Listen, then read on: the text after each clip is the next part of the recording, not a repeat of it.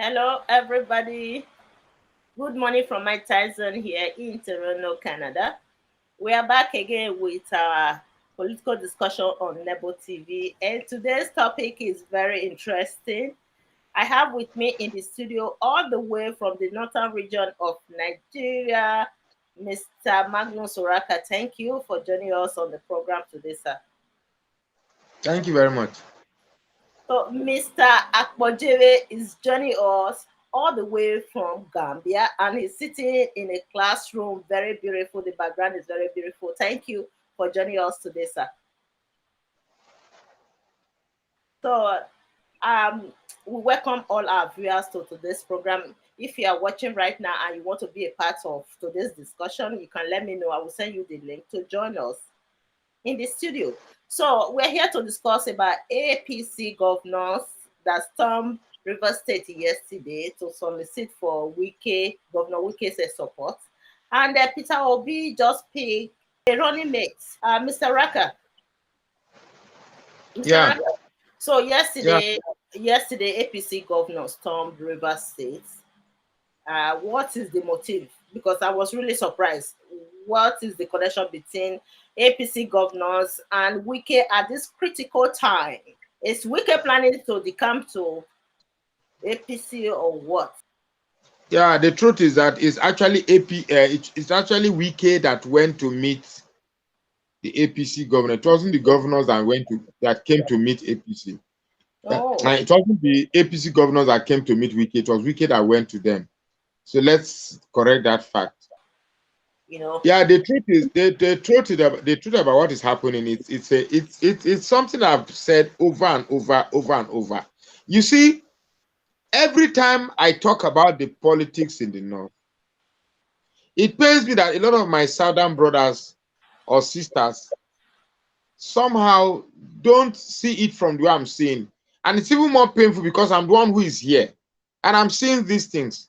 Because as southerners, we are always enmeshed in our Western exposure and academic constraints, which is okay. There's nothing wrong with it. But what is happening in Nigeria transcends rationality. And therefore, because of the type of education we have a tendency to always look at things from a rational point of view. Unfortunately, we are dealing with people who see the word rationalism as strange in their dealings in politics. Truth is that it's the same mistake that every southern man has done in politics. It's like our children will keep repeating the same mistakes again. We always believe that you can hold a bond with a northerner. You can actually make a pact with a northerner. Mr. Wike had an understanding with Tambuwal to the point that Mr. Wike, when there was a fire outbreak in is it Zamfara State? Was it Zamfara? Yeah.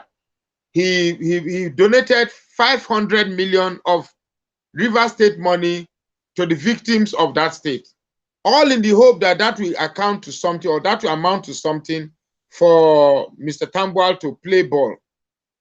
But when it came to the point where it became obvious that Wike was going to snatch the PDP flag bearer position of the presidency, Tambuwal made a last-minute decision to step down and asked all his delegates to vote for Pierre Atiku.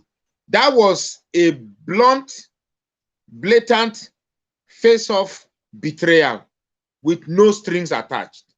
And it was a message sent loud and clear, and Wike received that message loud and clear. No rational person in his right mind will see that type of betrayal in broad daylight and try to play politics. Before now, the northern politicians will always believe that they will play a fast one on the southern end, believing that in the future they will come and say, let us reconcile, let us reconcile. Unfortunately, they are dealing with somebody who is a rascal. In a rascal in inverted commas. Now, Wike is feeling very slighted. And to rub insult upon injury was when Atiku now decided to pick the governor of Delta State, Okowa, a very unpopular person. Okowa is not even popular in Delta State. Fortunately, today I spoke with some people from Delta State, and truth is that it's even very difficult that Atiku might even win Delta State, even though he picked a running mate from Delta State. So yes, there are rumors, because usually I don't like commenting on rumors, but there are rumors, strong one at that matter, that Peter what's his name, Wike is going to move to APC. But if Wike indeed moves to APC, that will be the most foolish political decision that anybody will make, because right now Wike has assumed a position of the most politically relevant politician in the South. I'm not talking about, the most politically relevant personality in the South. A lot of hordes of politicians are visiting his house every day in order to woo or sway him to their party. So he's a very, very influential political figure in the South right now. If indeed that he's considering moving to APC, a party that is dying, then I'm wondering whether is it the fact that he's not seeing that APC is dying, because APC is actually dying, even though most people in APC would not want to see it that way. But I know that APC is dying. So for now, I still want to be very sure that indeed APC has Wike has indeed moved to APC, and it is official, before I will make a categorical analysis or a categorical statement to that effect. For now, it is just a rumor. We cannot do that. But if indeed Wike wants to move to APC, that to me would be the most useless decision ever. I think it is still better off for Wike to remain in PDP than to move to APC. APC and APC is the same cankerworm that has eaten into the sensibility of PDP that is still eating APC. So to me, if you are moving from an insect-infected blanket to another insect-infected blanket, it makes no sense to me. So that's what I want to say for now. So Wike is one of the most trusted politicians in the Southern region. So we have trusted him because he has shown to us that he's determined and he's consistent. Him decamping to APC, I think many people will lose interest about Wike. We are not sure why he decided to meet with APC governors. Like what you said, that it's not official yet, not until they officially announce it to us. If Wike ever try to decamp to APC, then his reputation will be tarnished. So, Mr. Akpojebe, what do you think about Wike's visit to the governors? I thought, they didn't really report any news with that visit yesterday. I thought it was these people that visited him, not knowing that he was the one that visited the APC governors. So, Mr. Akpojebe, your take on it, sir?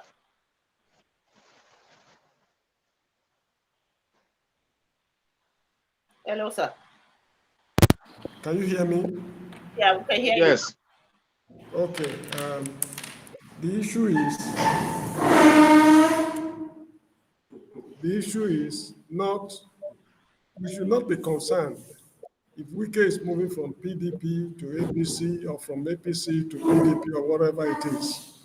From what we can see, he is more interested in his own personal political development, not that of Rivers State as a people. He's representing the people, he's not representing himself. So he should not bother us if he's moving from one party to another. And secondly, what is the difference between a cup that is half full and a cup that is half empty? This is our CPDP and APC. So these things should not bother us at all. The money you said he gave to Zamfara State for something, If he had used that money to upgrade a primary school, more buildings, more equipment, in just one primary school, generations unborn in Rivers State will benefit from that development. But that money is wasted for his personal political ambition. So to hell with them, whatever they are doing, they like they cross from heaven to hell or from hell to heaven. Let that not be that at all. This is how I look at it. Because APC and PDP is like a cup that is half full and it's the same cup that is half empty. There's no difference. So this, actually, we should even talk of better things. There are better issues to address. Security problems in the country. What happened at Kuje? These are more serious things we should talk about, not people who have mortgaged our interests since independence till now. As I always say, for example, what has Wike done as a governor of Rivers State? How many schools did he establish? No, he has tried though. No, look. I won't take that from he has tried. When we say he has tried, the issue is this. If you go to Britain today and you tell them, if you vote for me, I will build schools, I will build hospitals, I will tar roads. It will not resonate with the electorate. It will not make sense to them because those things you are mentioning, they were accomplished since the days of Vorame, 1914, 1890 something to 1940. That's when they finished with schools and all those, whatever it is called. It doesn't make sense to them. So if in this century, this age we are living in, we are still dealing with schools, hospitals, clinics, third roads, it means we are not ready for development. How many years did it take China to bridge the gap between them and the Western world? Look at Russia. As at 1914, during the First World War, Russia was an agricultural state. Before the Second World War broke out, it has already been transformed into a nuclear power. How many years? From 1914 to 1945. Now here we are, since 1960, we don't even know where we are going. So left to me, both the federal government since 1960, all the governors and what have you, they are nothing but a bunch of rubbish and nuisance. Because if you consider the amount of money these people have wasted since oil was discovered at Olibiri in 1958 till now, British Prime Minister was very correct to say that Nigeria is fantastically corrupt. So these are just trivial issues. We should forget all about. He has done nothing as far as I'm concerned. Even despite all of Bermudia did in Benin during his military dispensation, to my mind, I expected more of him. Although for the governors, he did better, but I expected more, considering the opportunities we have, the resources we have, the intellectuals we have, we are underdeveloped. Then, Mr. Kodebe, you are undermining the restriction placed on governors based on the system that we are operating, the system of decentral or centralization. That the federal government has more power over the state government. You understand? So you are undermining those things. If allocation is not given to the state governors, how can they develop their state by themselves? So I think you missed that a little bit. No, I did not miss it. The issue is this. Take the oil producing states, for example. 13% of the oil sold in Nigeria is paid to the oil producing states as derivation, 13%. That money is not, they are not accountable to anybody how they spend it on their states. Look at the legislators from each state. They give them something like constituency development allowance every year or so. That money is not accountable, they are not accountable to anybody. Look at the state governors, they give them security votes. And in their budget, there's what they call contingency funds. Contingency, that is anything can come up at any time. Where do we get money to solve it? Those things, they are not accountable to anybody. What is going on? Now we are told on the, what we call news media, that a man like Ekwere Madu is having 22 buildings in different countries. What kind of work is it doing to be able to build 22 buildings in different countries? So I'm not undermining the limitations placed on the state governors. I agree. The federal government have got a lot of leverage over them, but what they are in possession of, they too, they are not clean. They are as dirty as the federal government. This is the point I'm making. I want to say something concerning the 13% derivation. You see, it's always very easy for those who want to always find fault with the South on their economic ineptitude to always point at the 13% derivation. What you don't know is that 13% derivation is not even up to 13%. I can categorically tell you with all conviction that 13%, what eventually comes to the oil producing community, is even far less than that. I think it should be about 8 or 9%, because at the end of the day, it is still the cabal in the north that still get what they want. That 30%, you'll be shocked if I tell you that part of that 30% still end up going back to the north. Are you aware of that? Now, if Because you hold on. The truth is that 13% of all the revenue generated from oil is enough to build Dubai. The truth, that's the truth. 30% of what we get from oil production is enough to build another Dubai. But the truth is that these people that eventually determine what goes to who eventually have to tell, in order to steal from you, I'll tell that, okay, I'm going to steal your money from you, but here is a part of the money to allow me steal your money from you. You see, when we say this thing, it looks unbelievable. It doesn't appeal to our rational sense, but that's the truth of what is actually happening. This 13% derivation that we keep making references to, I can assure you that a lot of people from the north are also eating from it in exchange for our southern politicians to eat and have their personal share to eat alone. So whenever you are making reference to, because the way you are making reference to 13%, it's like you are saying from the assumption that every part of those 13% come to the south, but that's not true. Now, if the police happen to accuse me of adultery, or I'm arraigned before a robbery tribunal that I committed armed robbery and the penalty is death by firing squad, and I refuse to prove, to convince them that I never committed robbery or I never committed adultery, if I keep silent, it means that I agree with what they are saying. If they are telling the governors we are giving you 13%, and you are conniving with them to steal your people's money, you, the governor, should be held accountable. That's exactly what is happening. So as far as I'm concerned, they are giving 13%. That is the point. I know. I'm not saying you should not believe that they are giving 13%. But I'm telling you that in the real sense, part of that 30%, about 4 to 5%, ends up going back to the north. The issue is that the entire country is corrupt. Yeah. What we need is a new political dispensation. That is all we're looking for, not to patch what we have at the moment. Be it 30% or whatever percent is irrelevant. Look at Chief Obafemi Awolowo when he was Premier of the West. What did he use to develop the West? It was cocoa derivation.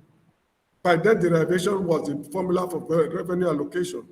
With the money they gave him, he established whatever he wants to establish till eventually that government was swept into oblivion. Now, whatever money is available to the state governor, he is the chief accounting officer to the people of his state. So if he's sharing the money of his people with any cabal anywhere, he should be held personally accountable. So that is my point. So I have one question there. In Nigeria, do you mean that the states that have oil are giving this derivation, 13% derivation? Yeah, you see, the issue is this. During the First Republic, whatever is derived from your territory, like cocoa or granite or coal or whatever it is, the money belongs to you, but you pay what they call royalties to the federal government, something like tax. That was the 1962 constitution or so. But when the military came, they changed it. They said derivation is no longer the formula for revenue allocation. All mineral resources in the country belong to federal government. So it is the federal government that decides what you get. So in the course of that deciding what you get, they now decided that 13% should be given to the oil producing areas, or 13% of whatever revenue that is derived from your area should be given to that producing area. That is the issue. Now, it is a fraud. But another question is this: while they were coming up with that decision to change from the old system to the new system, what did the people of southern Nigeria do about it? They did nothing. It's just like when they draft a constitution, like this 1999 constitution, which is creating problems. While they were drafting it, where were the southern professors of law, professors of political science, professors of sociology, social anthropology, and what have you? Where were they? They all kept quiet. There's what they normally call Constitution Drafting Committee, or whatever they call it. While they were drafting the Constitution, what were they doing? The obvious thing is that they bribed them to keep silent. For keeping silent, this is the cause of the whole problem we have in the country today. So, in as much as I totally disagree with the way the Northerners are ruling the country, we should not exonerate their collaborators. If you are a collaborator to a crime, you are equally as guilty as the criminal. And this is the reason why George Iyamu faced a firing squad in Benin City. He collaborated with Anini and his gang. He never robbed anybody. Iyamu never committed robbery, but he collaborated. He gave them information, he gave them weapons, logistics. That's what wrote him. So any governor, any leader of thought in the South, collaborating with anybody anywhere in the country is as guilty as whosoever it is. And I will never support you for collaborating with with whosoever it is against your people simply because you are my tribesman. It doesn't work like that. This is the issue. Some of them also believe that they cannot strike politically in the country not until they collaborate with the corrupt leaders. So it's a wrong impression. They cannot be independent. They cannot be independent. Madam, I'm sorry for interrupting you. I'm very sorry. It's a very wrong impression. Look at this man they call Peter Obi now. He was in PDP, if I'm not mistaken. He could not get along with them. He broke away. And he's now an existential threat to PDP. That shows that without these people, you can become what you wish to become. So that is, if they have the impression that without conniving with them, you cannot make your progress politically, that is a defeatist attitude.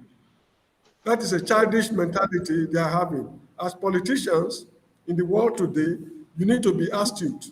You need to be very crafty to look after the interest of your people. And this is what the Western countries are doing in their relationship with other countries, in international relationships. They take the interest of their people into consideration before any other thing. But Africans, they think of themselves, their tribe, before any other thing. So to hell with any Southern leader who connive with anybody against the interest of the South. That is it. Mr. Oraka, you heard that? The South has the Southern politicians have always been self-centered and greedy. That has always been our pain, and that is not far-fetched from the type of socio-cultural disposition that we have in the South. We tend to feel we have upgraded our personality owing to the fact that, well, my life is better than your own. Of course, you know that the word "I pass my neighbor" came from the South. It's a coinage that emanated from the cultural disposition of us in the South. We always want to prove that God has made me better than you. So because we always, the Northern politicians, we always look at them as people who are not as academically advanced as us, and therefore they have lower IQ than us. But the truth is that as much as we believe that we are better off in education That's the same way they feel that they are better off than us in politics. Because I'm a witness to to that fact. Because I can tell you with all certainty that if you stop a mere shoe shiner on the street here and say, okay, take 10 million naira, say Buhari is a failure, I can assure you that he won't take 10 million. He won't take the money. He will tell you that no, that Buhari is a success. But go to the south and stop an ordinary southern man on the street. Say, take 10,000 naira. Say, Okowa is a failure. He will even say, give me less. I will tell you Okowa is a failure. That is how deep we are disconnected with the interest of politics on how it benefits a bigger society. It's always about us. And this cabal in the north understands that most politicians in the south are always self-centered. They cannot think beyond a small circle that surrounds their feet. It's always about their interest. So for Peter, for Wike, I also think that he's looking at the betrayal. Yes, there's a betrayal, of course. Nobody will feel betrayed and be happy about it. But then again, he's looking at it like I feel very constrained talking about this Wike issue because the full picture is not out yet, and it will be senseless for me to be making conclusive narrative relating to this action. So, like Mr. Akpojiwe said, I think for now we should keep our fingers crossed and watch event as they unfold, so that when we get the proper picture, we can always assemble again and talk about it. But for now, our politicians in the south are very, very self-centered, and it's not only the politicians alone. It's to us, everybody in the south. We are not regionally. Our level of proclivity to regional inclination is very, very low. We are not a regional people. We are a self-centered people. Even me that is talking here, we are a self-centered people. If I meet another Urubu man, let's say Akpojo is an Urubu man. If we meet now, say, are you an Urubu man? He will say yes. The next thing he will ask me, what part of Urubu land? I'll probably tell him from Eku. Then he'll ask me which compound in Eku. I will tell. Then he will ask me which we always want to identify ourselves to the last infinitesimal unit that further exacerbates our divisiveness. There was a popular musician in Uroboland, Acho, that sang about this, in that we always inclined to be divided into infinitesimal units. So that is who we are. And these factors are responsible for why we always find it difficult to be united among ourselves. Okay, if that is the case, every society has its own characteristics.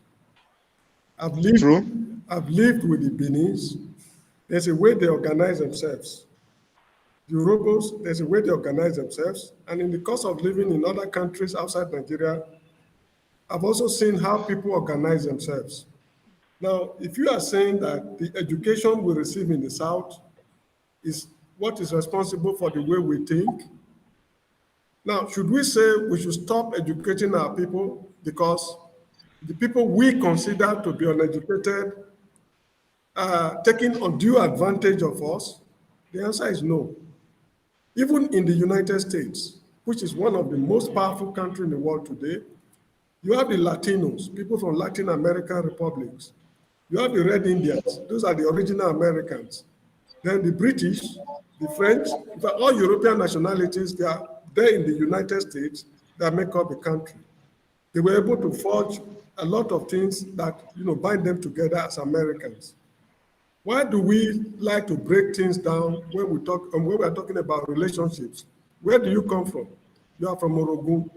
Where in Orogun? You are from Ugele. Where from this? The reason is this. I think I mentioned it on one of these programs in the past. If the federal government of Nigeria, of Buhari, should instruct me today that Mr. X, do X, Y, Z, And as somebody brought up in Benin City, the Oba of Benin should tell me something contrary to that, it's very likely I will obey the Oba of Benin before obeying Buhari. The reason is this. When I run into problems, either in the course of carrying out the order or problems at all in life, the Oba of Benin is in a position to see things from my perspective, not like the federal government of Nigeria. You know, in Nigeria, I mean, we Nigerians living outside, we know what we are going through. If you run into problems today, you go to a Nigerian embassy. When you get there, the first day they ask you, what's your nationality? I'm a Nigerian. Which state are you from? I'm from, let's say Edo State or Delta State, whatever state. Which local government are you from? I'm from Oredo local government. Which ward are you from? I'm from, maybe Dumioto or whatever ward. Now, which street are you from? Who is your John Were? These are questions they ask us outside. Why are they asking this question? It's not because they want to know our true identity. They want to know how they will handle your situation so that they don't offend the powers that be in Nigeria. If they realize that I'm linked with a royal family somewhere along the line, the way they will handle my problem is very, very different. But once they see that you're an ordinary commoner, they know how to handle your problem. So these are issues the federal government should take into account if they want the country to remain as one. Nigerians don't see themselves as Nigerians. They see themselves, first of all, from their own tribal perspective. So you cannot blame the South for organizing themselves in a way that will ensure their security. That is morality. Morality should be regulated. So it's just a morality. Quickly correct something. Yeah. In some countries, let me quickly correct something. You see, I am not saying that because our style of education does not equip us to handle politics correctly, we should stop education. No. But what I'm asking is that we should inculcate a vital component in our academic exposure that enables us to be united. You know, you see, we are so academically equipped. No, it's not at the detriment of our ability to unite. In any society that emphasizes social justice. Yeah. For example, I always cite Awolowo in this program. I don't know if you have noticed it. Have you noticed it? Yeah. Good. Why am I always citing him? My father had many children. Ordinarily, he would not have been able to send all of us to school. A man we never knew from anywhere, from Okene in wherever it is in Western Nigeria, came and told them that if you give me your vote, I will educate your child. We did not know Awolowo from anywhere. We collaborated with him and we saw the outcome. The child of an educated man is likely to be educated. So he has educated me, my children are likely to be educated, and their children are likely to be educated. That generation or that lineage, he has produced a lineage of educated people. Now, this is collaboration between Midwest and the West. Despite the fact that we break away from the West, he did not hold that against us. If the federal government treat people the way they should be treated, there will be unity in the country. Now, look at Ekwere Madu. He's in problems today. Everybody sympathizes with him, unquestionably. But fundamentally, that problem is his personal problem. It has nothing to do with Nigeria as a state. But the government is mobilizing all the forces in the world to see what they can do to rescue him out of that problem. Whereas here where I live, if I'm involved in ordinary traffic offense, or just minor offense, let me put it that way. If the embassy get to know that I'm in problems, they will not even care to know who I am, or you see the point. There's so much division. So many people have been shortchanged in the Federal Republic of Nigeria. Anyway, I think there's one other point you made again, the issue of our culture. Well, everybody is proud of their culture, and sometimes culture evolves. Cultures of people evolve as a result of the interaction of people with themselves as constrained by the climate they find themselves. For instance, now we eat banga soup. Banga soup is unique to us because banga soup is harvested in the south. Banga palm kernel is not in the north. So when you come to the north and you are telling them about banga, it is strange because it is not something that they see. Just as the dadawa or the karkashi or the yakwa or the mian kuka they cook in the north will be strange to us because environment makes these things different for us to be accustomed to. You see, here in the north, if I'm an Hausa man and I enter an office and I say Alhaji Rankashidede, the man will not ask me which state I'm from, which local government I'm from, the mere fact that I introduced myself as a northerner, that's all. If he wants to help me, he will help me on the basis that I'm a fellow northerner. But if I walked into an office as an Yoruba man and I meet an Igbo man and I say, good evening, sir, I am from South, makes nothing to him. Even if I tell him an Igbo man, he will still ask me from which state. Even if I tell him I'm from Abia State, he will tell me from which local government. Then he will tell me from which village. He keeps asking me until I hit that point that suggests a closer proximity to him before he decides to help us.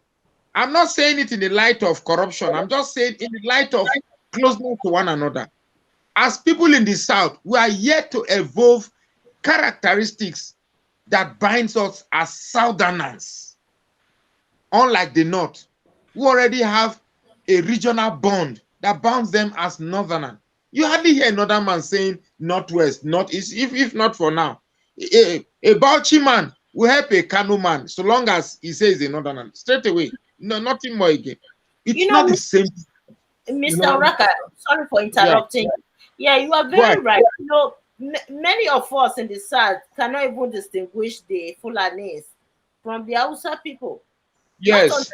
Not until recently, I didn't even know that the Fulanis are different from the Hausa. I thought they are all the same. No, madam, the issue is this.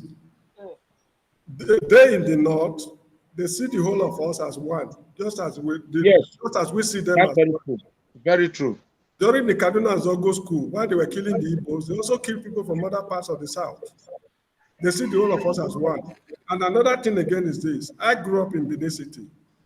Anywhere I travel to outside Nigeria, if I see a Benin man and I tell him about Atokpe, that statement alone has bridged a lot of, it's a very solid bridge that separated me from him. Just a sentence, long live the Oba Atokpe. Immediately you say, are you a Benin? I say, I'm not a Benin. I grew up in Benin City. He has taken me as a brother.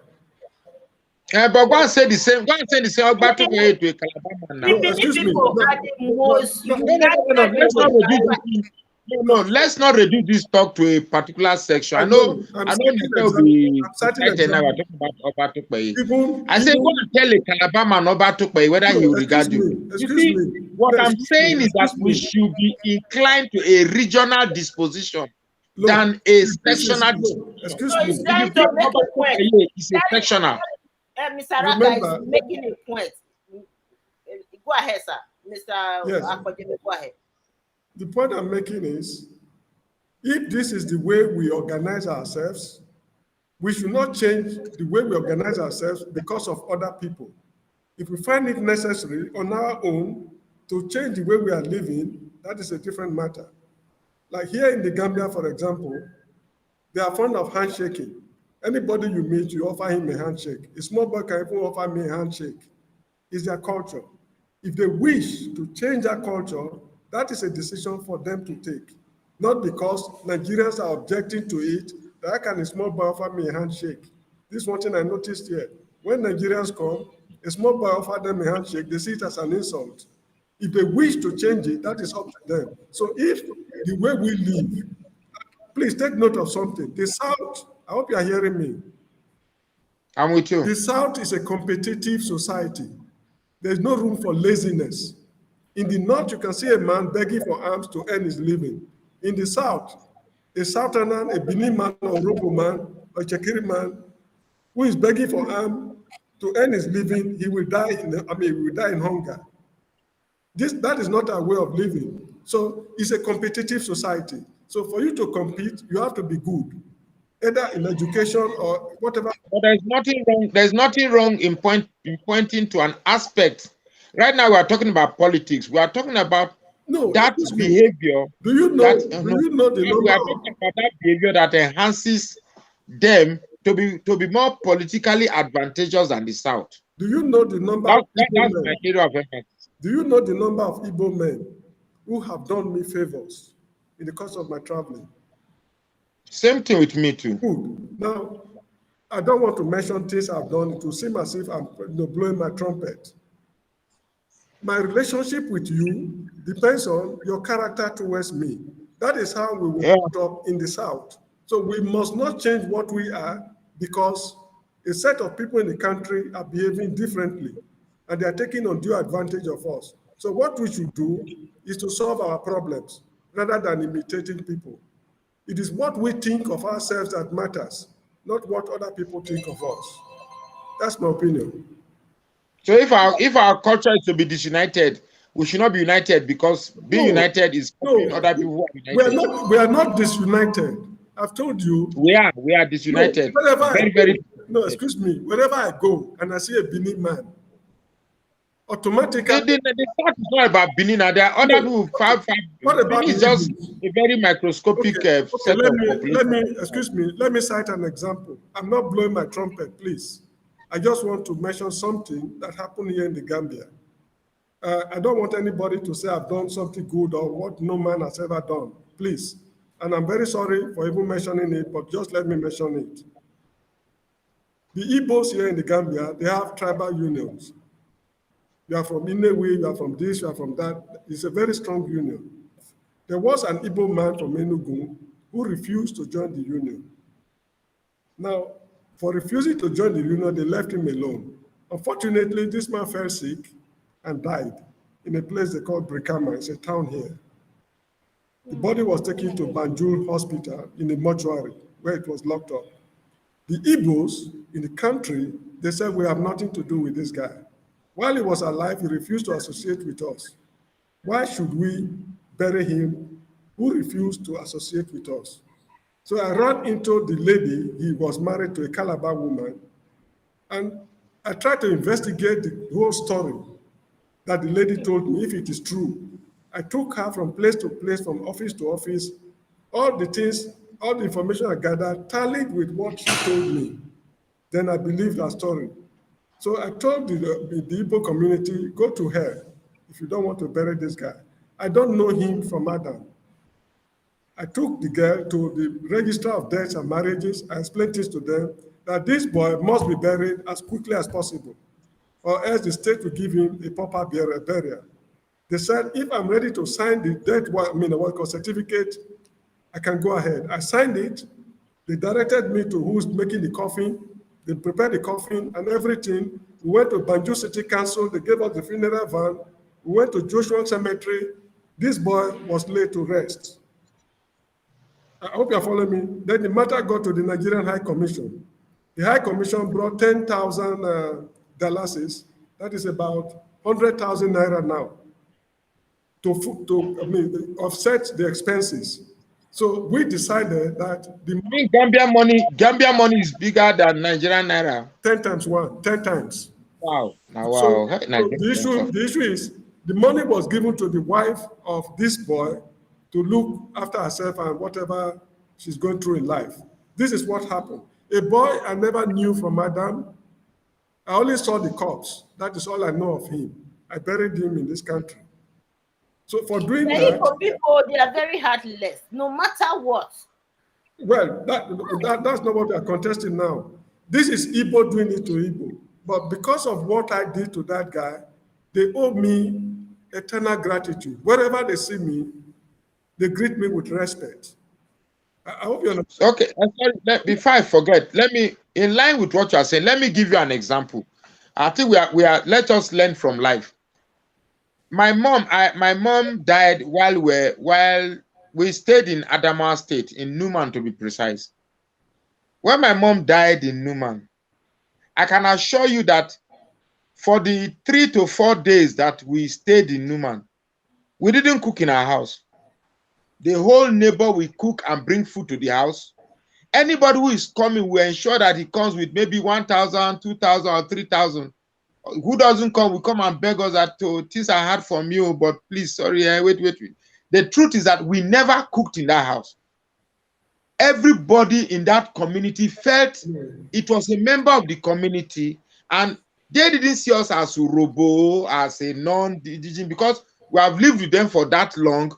They treated us as one of them in the north. Now, fast forward to when we took the corpse, my mom's corpse, to the village. First thing they said, my mother's younger brother, their last born, the first thing they did to us was that before we can start talking about burial, we should drop 150,000 naira. You see, while my mom died in Kaduna, the environment, they felt obligated to be kind toward us. But when we took the corpse to the south, the environment, they felt obligated to exploit us. We are the one grieving. We are the one who cooked for people to eat. In the north, our environment cooked for us to eat. In the south, we cooked for people to come and eat. Yes. Come and see how they were cracking bone of cow. The way they were cracking the bone of cow didn't seem as those who came to mourn with us, because you can't be cracking that. You can't be cracking those bones in that way and say you are mourning for me. Anyway, we have digressed so much. It's a very lousy. It's a very lousy culture, and I'm not proud of that culture at all. Excuse me. We have digressed. We are talking of Wike and others. No, you didn't digress. You are talking about how you bury somebody. So I'm also talking about how I bury somebody. Excuse me. The issue is this. The story that I brought you. No, excuse me. The issue is this. The character of a society is a summation of the characters of the individuals in that society.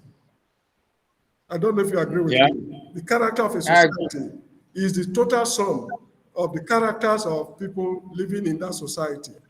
If, for example, I take a glass like this now, for example, I pour half a liter of brandy, I pour half a liter of whiskey, half a liter of gin, half a liter of this, half a liter of Coke. When you mix it, you get a concoction from those, different brands of drinks are poured into it.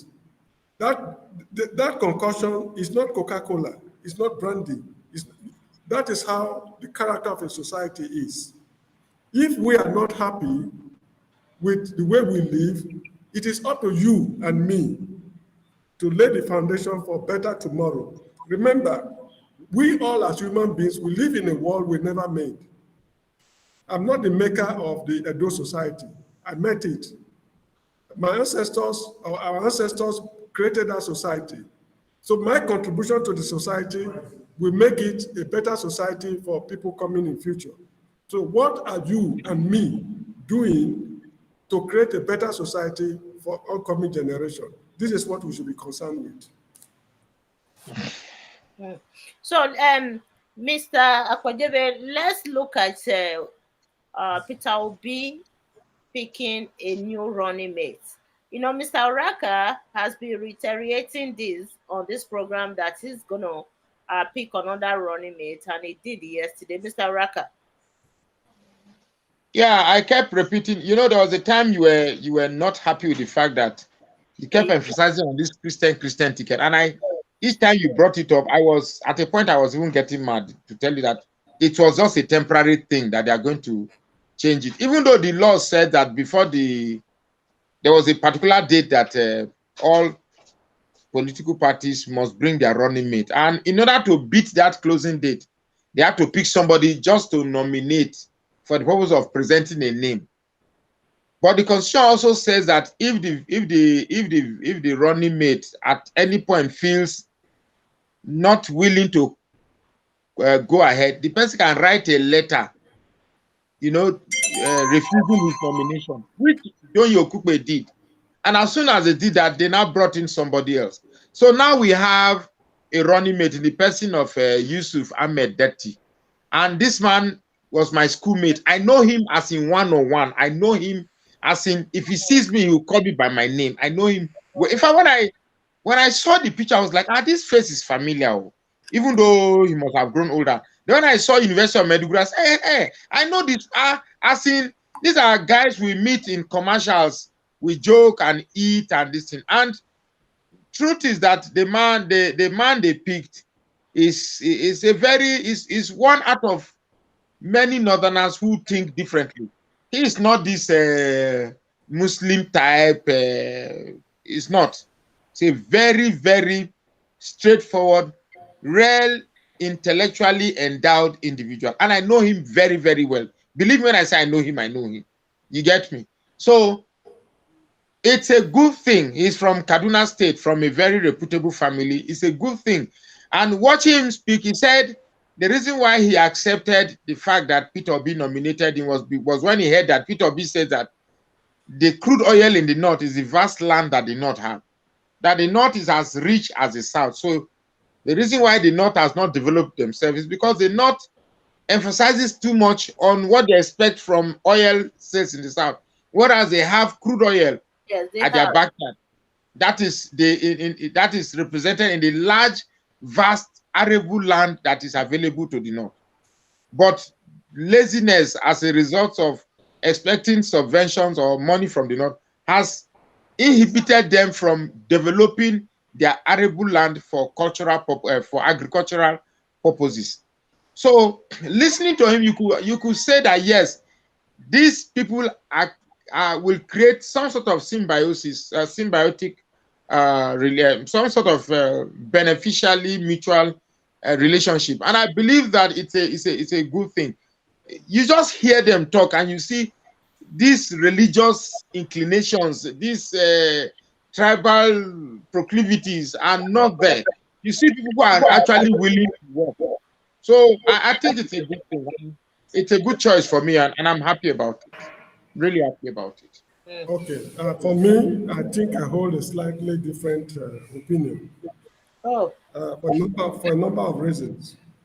You know, you started by saying you don't know Peter Obi. I don't know. So for somebody, hold on now. For somebody who don't know about anybody, you lack the right to even say anything about anybody. You lack the right. You don't even have the right to tell people to be afraid of somebody, or because you say you don't know him. I don't know him. So why would you even give any advice to anybody about somebody you don't know about? Because this man has been talking and talking. There's no aspect of Nigeria he has not spoken. He said he's going to transform Nigeria from a consuming nation to a production nation. That's a blueprint. That is going to make sure that the reason why there's crime in the world is because youths are not engaged in employment. If youths are employed, you're going to reduce crime to a certain level. That's a blueprint. That the reason why a lot of industries are not making the required profit because Nigeria is not generating enough power. And then he has gone to study how other countries are able to generate over 30,000 megawatts in less than 3 years. That is a blueprint. What else do you want? You want it to be written in a... You see, my biggest problem with people, I don't mean it in an offensive way. No, I've never known. Is people who want to see the Nigerian problem as an intellectual exercise. Nigerian problem is not an intellectual exercise. Nigerian problem is real. Nigerian problem is real. There's one other point I want to say, which I have forgotten. Oh, very important point I'm trying to make. Oh, I hate when I think of. Anyway, Nigerian problem is not an intellectual exercise. Nigerian problem is real. And based on what is real on ground, these are the aspects that we should pointing fingers to. That one, there are a group of people in Nigeria who don't care whether Nigeria collapses. All they want is that their kind rules Nigeria, even at the detriment of the benefit of all Nigerians. Their kind should rule Nigeria. The other program we saw, we all established that those who were freed from the prison are perhaps an army in preparation of the outcome of Nigeria that doesn't go in their favor, and they're going to unleash these people on Nigerians. We all established that. That is a real threat. Those are the things we should be pointing fingers to. You understand me? So the way we now have, the last time we had Buhari and Atiku, a lot of people chose Atiku because it was a choice between two devils, and Nigerians were forced to choose who is the lesser devil. Now we have three candidates. Whether they have blueprints or not, these are the choices available to us. We cannot choose outside them. That's if we include Conquest, so we cannot choose outside them. Now, based on what they have been saying, we have a Tinubu who said he's going to feed 50 million Nigerian youth. He's going to recruit 50 million youth into the Nigerian army and feed them with agbado and cassava in the morning and yam in the afternoon. You take away from their recruitment source. So we already know where you are coming from if you think that the problem of Nigeria is agbado and cassava and yam. You get me? So we have somebody who says that he's going to privatize. A lot of Nigerian companies have been privatized. They've privatized NEPA. The power has not improved. The power has not improved. They privatized so many things in Nigeria. They privatized NITEL. NITEL has collapsed. So it clearly shows that privatization is not the solution to our problem. So somebody has come and said, in the developed world, people produce to export. We are practically producing nothing and importing things. So we consume. When we consume, I made an analogy of this because I read accounting in school. I'm an accountant by profession. When you consume, you import. When you import, you have to buy those things you import at the currency of the person you are importing from. And when you are depending on the value of the currency from whom you are importing from, you have to prorate your own currency to the value of the currency you are buying from. And the person who is selling to you will determine at what value of your currency is equivalent to his own currency. When that continues over time, that is what amounts to why your currency is reducing. You see, a while ago, you said the Gambian currency is 10 times the value of the Nigerian currency. And I'm like, when? Come on, Gambia that is lesser than Nigeria. At what point? It shows that we have been too much of a consuming country. And I totally agree that one of the many problems of Nigeria is our consumption idea. We need to change. There are young minds who want to invent. There are young minds who want to produce things. We need to start producing what Nigeria has in abundance with their raw materials and start exporting so we can begin to earn other countries' foreign currency to boost the strength of our Naira. So what our Naira is orphaned. Our Naira is alone. And a currency who stands alone that doesn't have the backing of other foreign currency cannot, in all honesty, fight other currency. The dollar today America has almost every currency in their country, which backs up because many currencies from across the world are chasing the dollar.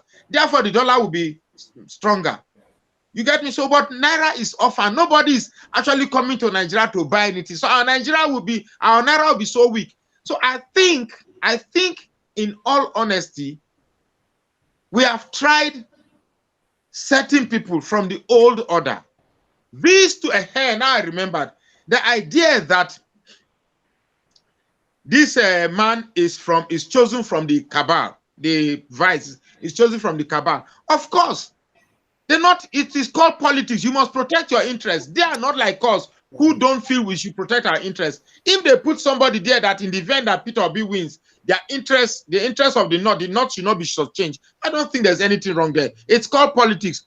When they pick Atiku now, Atiku has picked a vice president. Why are we not suggesting who he should pick?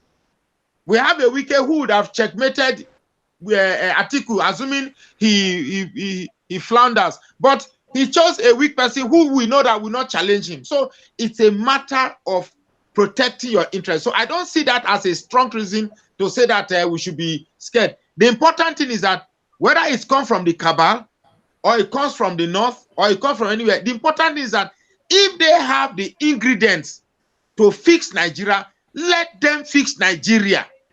That we are angry with the Fulanis. We are not saying that there is nobody in Fulani from Fulani that can fix the country. I'm not saying that. I can't say that.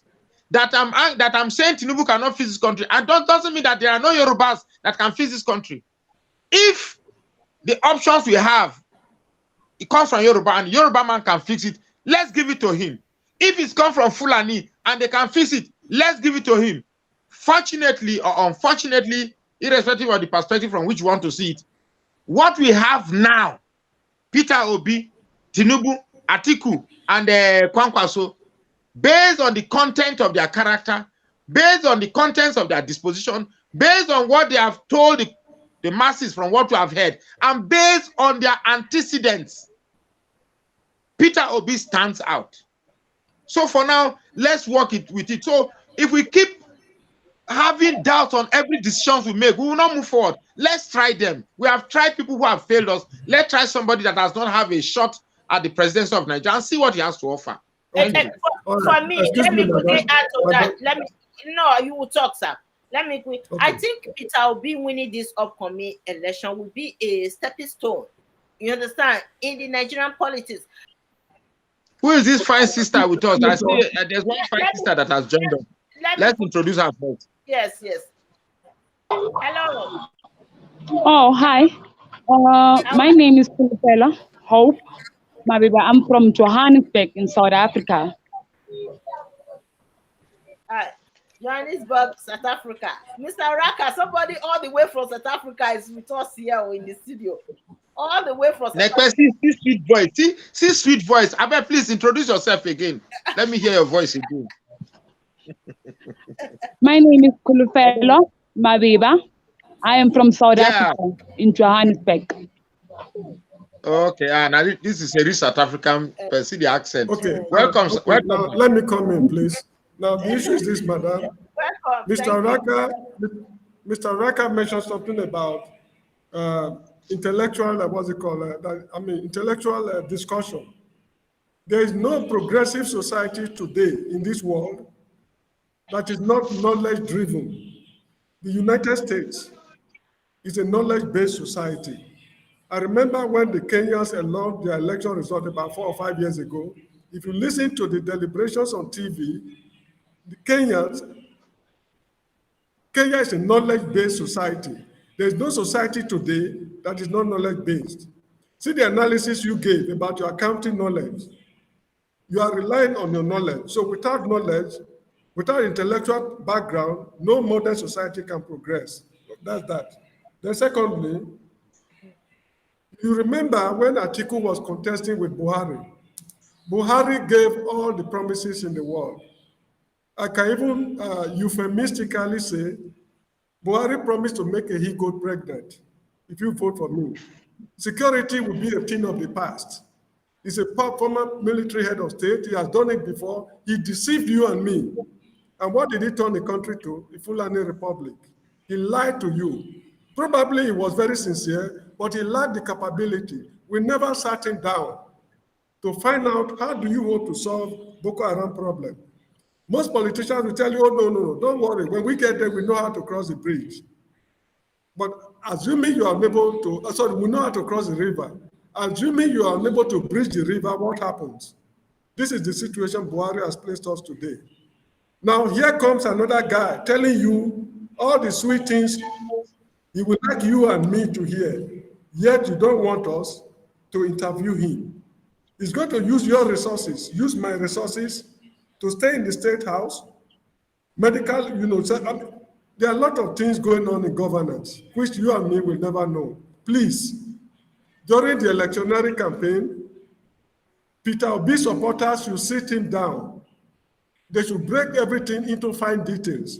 Where will you, for example, if you say there's an embezzlement society, we know everybody knows there's an embezzlement society of public funds, how much is being embezzled? You should be able to tell us. How many barrels of crude oil do we export every year? What percentage? Clearly, you've not listened. You don't know. Let me finish. Let me finish. You don't know. I think so. You don't know him. Excuse me. We should know the number of barrels of crude oil we are exporting. It is true that they are stealing crude oil. Can he tell us an estimate of the amount they are stealing? And how much are we losing? How do you hope to block it? The compromises in the security forces, that is security personnel leaking information to terrorists. What proof do you have? We know it is happening, but we need proof.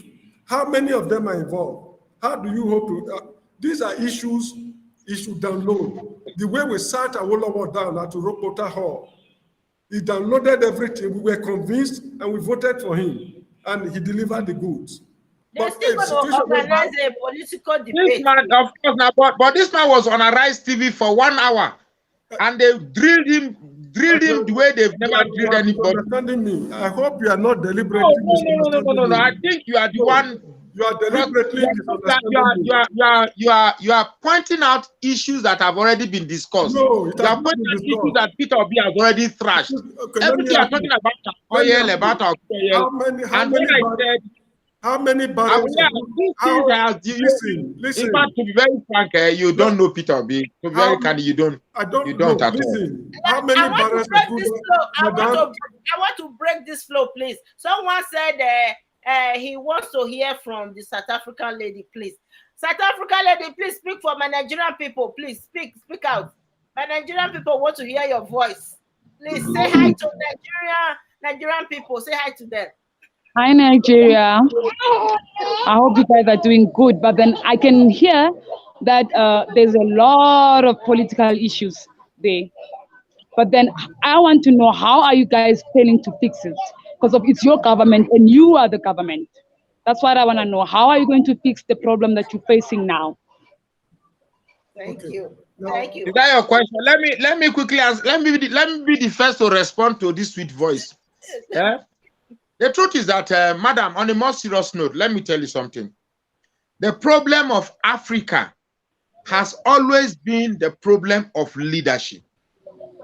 The problem of leadership. Yes, every African countries have their peculiarities as it relates to their problematic challenges. South Africa, for instance, have their challenges with the white settlers or white folks. And so is Ghana, and so is Gambia, so is everywhere. Dubai is a country that evolved in a desert.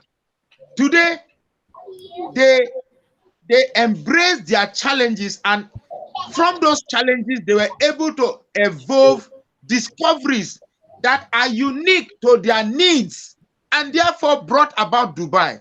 Dubai today is a country where every other people from across the world want to fly to. You get me? They make bulk of their money from tourism. Now, that is a desert, making money from tourism, because somebody somewhere, a leader somewhere, thought out of the box to say that, well, this place is a desert, but I can make it an attraction to the rest of the world. And here we have in Dubai, with all the most magnificent skyscrapers, structures, shopping malls. Dubai, they don't produce those things you go to buy in Dubai. They don't produce them in Dubai. People take their good from other countries to Dubai to come and sell. And other people from other countries, like the chairs. I know of a guy here in Georgia goes to Dubai to buy chairs. Chairs you can make in Nigeria, actually. But he buys them. But somebody did those chairs, took them to Dubai and displayed them in a shop. And you go and buy a shop. You go and buy a furniture for, let's say, 500,000 naira. For the same furniture that you can do here for like 200,000 naira. But because it is Dubai, there's what we call articles of ostentation. That means you are buying those goods because of the story behind it. So because it's from Dubai, you are willing to pay more. Now somebody somewhere thought and said, I could actually make this desert something, and they did that. Now the problems of Nigeria, it's unique to us. It's not different from any other country with its own challenges. All we lack right now is a leader who will say, okay, we have a problem of ethnic differences, we have a problem of religious dichotomy, we have a problem of mismanagement, we have a problem of looting, we have so many problems. We have a problem of population growth, we have a problem of food challenges, there are so many, list them. We have a problem of power supply. So we need a leader that is creative, that even if you are not creative, at least you can assemble the best minds. So it's okay, these are the problems, confronting Nigerians. How do we solve them? But when you have leaders who will come and say, okay, my agenda for the next 4 years is how to empower my Fulani brothers to be in charge of every sector, irrespective of whether they have the the know-how to manage those offices, but you put them there anyway. Today, we have a country whereby, because the head is a Fulani man, Fulanis are in charge of virtually almost everywhere in this country. And a country that wishes to develop cannot work on that way. It simply shows that if an honorable man is the best accountant, because he's not a Fulani man, he cannot head the accounting office. If an honorable man is the best, today, in Nigeria today, they open a petroleum training school in the north. There's a naval base, naval base in the north. What will you be doing with a naval base in the north? Have we started inventing ships that sails on sand? So we have leaders that are biased, leaders that are more tribally inclined, leading our country. So we want a leader that thinks Nigerian, not a leader that thinks Yoruba, like Tinubu, that believes that it is Emilokon, or a leader that thinks Fulani. We want a leader that thinks Nigeria. If a leader comes to Nigeria and said, okay, well, I want to think of what is good for Nigerians, not what is good for Yorubas, or what is good for Fulanis, or what is good for Yorubos or Edos, then we'll start getting somewhere. So I think the challenges befalling Nigeria today are not unique. These challenges would have long been solved if only we have had leaders exchanging themselves, if only we have had leaders who have the Nigerian mentality in their mind, we would have gone beyond where we are now. But we have leaders who are talking about religion, leaders who insist that the Arab inscription must be on a Naira note, churches must not take place in